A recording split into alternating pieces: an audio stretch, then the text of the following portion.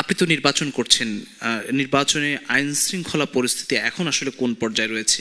সেই সঙ্গে আমরা একটু তারেক রহমানের প্রসঙ্গটি নিয়েও বলতে চাই যে তারেক রহমানের বক্তব্য, তার যে সংবর্ধনা, তাকে বরণ করে নেওয়া মানুষের যে উপস্থিতি, তার ভাষণ, সবকিছু মিলে কি মূল্যায়ন করবেন? আপনাকে ধন্যবাদ। প্রিয়ভাজন আলোচক বৃন্দ, দর্শক শ্রোতা যারা দেখছেন, আপনাদেরকে শুভেচ্ছা জানাই। বললেন যে বিএনপির অ্যাক্টিং চেয়ারপারসন গত 25 তারিখে 17 বছর বাস্তবে তিনি একজন নির্বাচনের অবসান ঘটিয়ে তিনি দেশে ফিরেছেন। প্রথমত সমসাময়িক পৃথিবীতে দ্বিতীয় নজির আছে কিনা জানি না যে 17 বছর দেশের বাইরে থেকে কেবলমাত্র অনলাইনে অথবা ভার্চুয়াল জগতে একটা দলকে নেতৃত্ব প্রদান করা, এটা প্রায় বলতে পারেন প্রায় একটা বিরল বা একটা নজিরবিহীন ঘটনা সাম্প্রতিক এই সময়কালের ভেতরে। এবং তিনি ব্যক্তি জীবনে যে হয়রানির শিকার হয়েছেন, নির্যাতিত হয়েছেন, তার পরিবার, তার শোকের ঘটনা আছে। দলকে যেভাবে চরম বিপর্যয়ের মধ্যে পড়তে হয়েছে, দলকে ছিন্ন বিচ্ছিন্ন করা, ছত্রভঙ্গ করা, আরেকটা হলো গুম, হত্যা, নির্যাতন, এবং বিএনপি যেভাবে রাষ্ট্রীয় সন্ত্রাসের শিকার হয়েছে, এটা মোকাবেলা করে তিনি 25 তারিখে এসছেন। সম্ভবত আমাদের ইতিহাসের সবচেয়ে বড় সমাবেশে তিনি যোগ দিয়েছেন। গুরুত্বপূর্ণ হচ্ছে যে তার বক্তব্যের মধ্যে আমরা যারা মঞ্চে ছিলাম বা সবাই এটা দেখেছেন, ব্যক্তিগত কোনো হিংসা, বিদ্বেষ, কোনো প্রতিহিংসার কোনো শব্দ, কোনো বাক্য তার বক্তব্যের মধ্যে ছিল না। এবং বরঞ্চ তিনি বলতে পারেন যে ব্যক্তিগত ক্ষোভের বাইরে যে বরঞ্চ ঐক্যের কথা বলেছেন, সংহতির কথা বলেছেন, এক ধরনের ভিন্নতার মধ্যে সবাইকে নিয়ে কিভাবে কাজ করা যায় সেই বার্তাটা। আমরা বিশ্বাস করি এই স্বপ্নগুলিতেই তৈরি হবে স্বপ্নের বাংলাদেশ। স্বপ্ন ধরা, ধরনীর বুকে স্বপ্নের ঠিকানা। তিনি বরঞ্চ বহুভাবে দেওয়ার চেষ্টা করেছেন। এটা প্রচলিত অর্থে কোনো জনসভা না, কোনো নির্বাচনী সমাবেশ না। তিনি শুভেচ্ছা, তাকে এক ধরনের বরণ করে নেবার জন্য সমাবেশ। তিনি তার দল এবং দেশবাসীকে তিনি আসলে কৃতজ্ঞতা তিনি জানিয়েছেন। গুরুত্বপূর্ণ হচ্ছে যিনি এমন একটা সময় এসছেন যখন আপনি ফেব্রুয়ারিতে আমাদের জাতীয় নির্বাচন, গণভোট একই দিনে অনুষ্ঠান হবার কথা। এখনো পর্যন্ত রাজনীতি কিছু অস্থিরতা আছে, রাজনৈতিক প্রতিযোগিতা কখনো কখনো সহিংসতায় বৈরী একটা সংস্কৃতি জন্ম দিচ্ছে।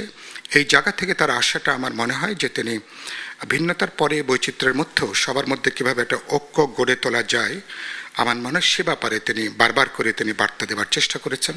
মুক্তিযুদ্ধের আমাদের অর্জন, শহীদদের স্মরণ করেছেন।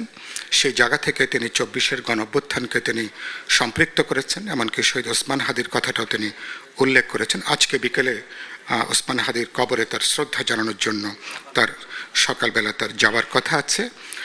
আর এই প্রসঙ্গে যেটা বলতে চাই, তিনি আসলে বিরাট একটা প্রত্যাশার চাপ নিয়ে তিনি কিন্তু দেশে এসছেন।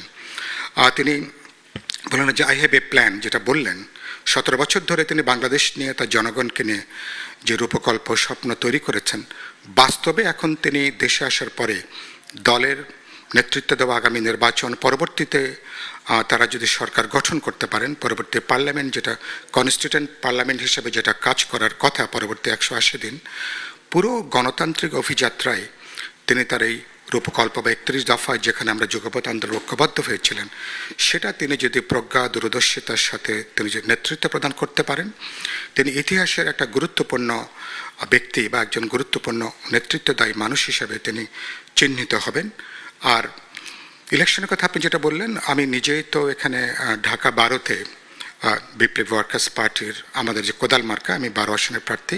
এই সুযোগে আমি ঢাকা 12-র যারা ভোটাররা আছেন, জনগণ আছেন, তাদেরকে আমি শুভেচ্ছা জানাই, কৃতজ্ঞতা জানাই।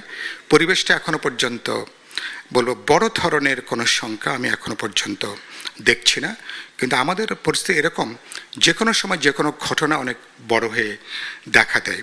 তো আমি আশা করব, যেহেতু সকল দল এখন নির্বাচনমুখী, প্রত্যেকে আমরা গণঅভ্যুত্থানের যারা অংশীজনরা আছেন তারা যেহেতু আমরা গণভোটের ব্যাপারে একই দিনে হবে, কিন্তু এখনো পর্যন্ত আমি মনে করি সরকার প্রয়োজনীয় আস্থার জায়গাটা কোনো ঘাটতি আছে ল এনফোর্সিং এজেন্সির ক্ষেত্রে, প্রশাসনের ক্ষেত্রে।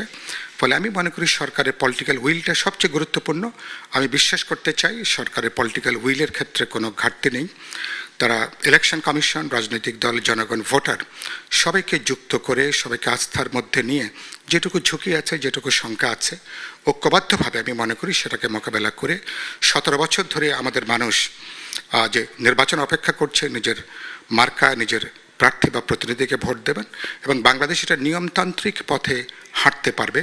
আশা করি সেই জায়গাটা যাবে এবং সেক্ষেত্রে সবারই একটা যৌথ দায়িত্বের প্রশ্ন আছে। আমি আশা করি আমাদের মানুষ এবার ছোটোখাটো ঝুঁকি আছে, হয়তোবা কারো নাশকতার কারো আশঙ্কাও থাকতে পারে, সব কিছু মোকাবেলা করে দিন শেষে 12 ফেব্রুয়ারি আমরা ইতিহাসে সেরা নির্বাচন করতে পারবো কিনা জানি না, কিন্তু একটা ভালো নির্বাচনের মধ্য দিয়ে জনগণ তার প্রতিনিধি নির্বাচন করবে, বাংলাদেশ এটা গণতান্ত্রিক পথে হাঁটতে পারবে। সে বিশ্বাস আমি নিশ্চয়ই আজকে রাখতে চাই। ধন্যবাদ।